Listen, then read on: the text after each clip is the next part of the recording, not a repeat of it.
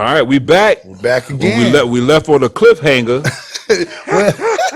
We was doing just to give a recap. We were going over some of the things to think about on my list of some of my research. Yeah, big fundamental research. Yeah, and we're talking about some of and just to recap, we talked about one was good grooming habits, adaptability, good customer service, which should be number one, stamina and good dexterity, having pleasant personality, a good listener, and then where we saw somebody get stuck here on Mikestro got stuck on color, style, perception. Okay. So it says color, style, and perception. So basically they were saying that you should feel according, and again, salute to Paul Mitchell's for this nice list here that we have in this discussion.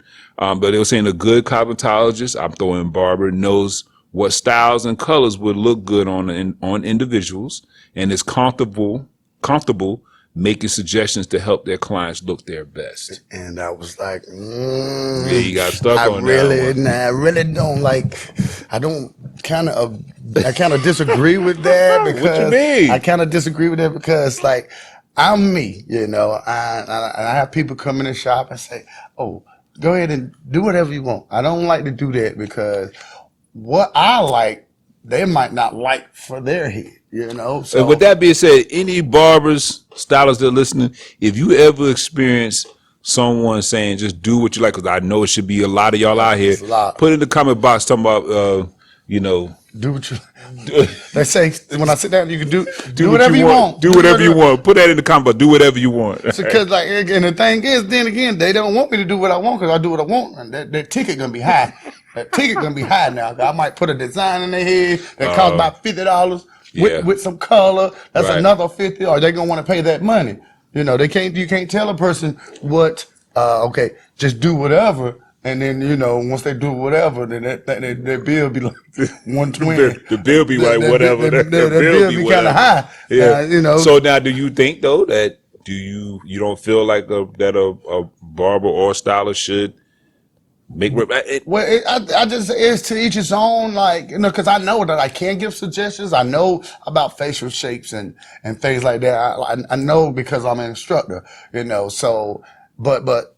I just don't think I wouldn't do that because I have a different taste than somebody else. And so my taste might not be what their taste is. And then again, I don't want, if they tell me to do what I want and I do what I want, they don't like it. And I ain't gonna be able to charge them because they don't like it. So you don't want to get stuck on something that someone says they don't like it. Then you feel like you stuck with that service. If you stuck on either they like it or they don't. If they like it, they don't. And if they don't like it, then now you got a ticket that you got to see. You got to cover. I got to cover for them. I told them to do what I wanted to do. So no, I'd rather for them to tell me exactly what they want, and I'm gonna get exactly what they want. I can see that. I can see that. That's why I say I ain't saying this is bad to do. I'm just saying it's not good for me, for the type of personality and person that I am. You know I'm with you. And my client. So I'm with you. And probably real talk, majority of the time, I pretty much go by what the customer want anyway. Yeah. But it's like, we want to make sure we satisfy the customer, right? Right. But I think it's definitely with this particular, I think they were only this particular article was talking about like cosmetology students. Okay. So they're more like, I guess, from a cosmetology perspective, where you start to deal with color and things like that. Where it is, you do want to make sure you point out to them, like, hey, this color is a little too dark for your skin complexion. Maybe you look. So it's extremely important. And I think that's kind of why they combine it with color and style. Right, because also if the person wanted like bright red or something, but depending on what type of job they work, that like in the corporate, they work in the corporate world, they might can't come in there with some bright red or bright green hair, stuff like that. So so you want to make sure that is something that we do want to make. We do want to pay attention to that. I think when it comes to actually hair cutting, barbering, I think most guys, most clients kind of already know the look that they want. Right. But now there are times though I've seen haircuts that in my mind, I'm like, now this ain't gonna work for you. Right? But I know had a lot of them. But if you're gonna pay me, and this is what you're gonna do, and I may mention to them, I try to find crafty ways to say, well, have you thought about this? That'll work. Or I try to acknowledge what they pointed out. Like I would say, okay, yeah, that's a nice cut. I could see that. And then, use that as a segue to say, well, I maybe as another try this look. I have done that before, but I pretty much lean towards majority of the time doing what the customer wants. What they want. And I've done some haircuts for people that I really don't think it really flatter them. Me too. But if that's what they want, that's what I'm gonna give them. right. But and then I think sometimes, and I could be wrong, clients, y'all can leave some comments if we could be wrong. Let us know. Let us know. But I think sometimes, clients will say, they will say that as I think it has become kind of a norm, kind of a small talk kind of thing, like, oh, do what you like, or they get comfortable with you, but then they really don't want you to do what you want to do because they already know what they really want. They're like, do what you like, but give me that taper really low here. Right. I want to low down there. I want the part over here.